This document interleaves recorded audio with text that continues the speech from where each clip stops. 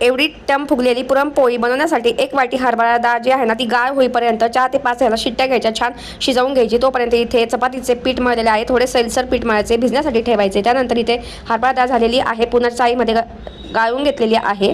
त्यानंतर त्यामध्येच स्मॅश करून घ्यायची अशी वाटीने। तर पहा वर काहीच राहिलेलं नाही, छान स्मॅश झाली। त्यामध्ये टाकायचा अर्धा वाटी गूळ आणि अर्धा वाटी साखर आणि गॅसवर ठेवायचं। पहिले तुम्हाला मिश्रण पातळ वाटेल, पण जसं जसं हे होत जाईल ना पुरण तसं तसं हे आटतं। तर पहा इथे पुरण काढून घेतलेलं आहे, त्यामध्ये जायफळ पावडर घातलेली आहे। आता पीठ छान भिजलेलं आहे। आता पहिली पद्धत पहा इथे आपली, इथे ना पहिली चाणकी करायची आणि त्यात पुरण भरायचे आणि पोळी लाटून घ्यायची पीठ लावून। त्यानंतर दुसरी पद्धत 2 चाणक्या करायच्या आणि मध्ये पुरण पसरवून घ्यायचे। तिसरी पद्धत व्हिडिओमध्ये तुम्ही पाहू शकता। चौथी पद्धत वाटी करून त्यामध्ये पुरण भरून आपण पोळी लाटून घेऊया आणि सर्व पोळ्या भाजून घेऊया। पाहू शकता अगदी टम अशा फुगलेल्या आहे पोळ्या।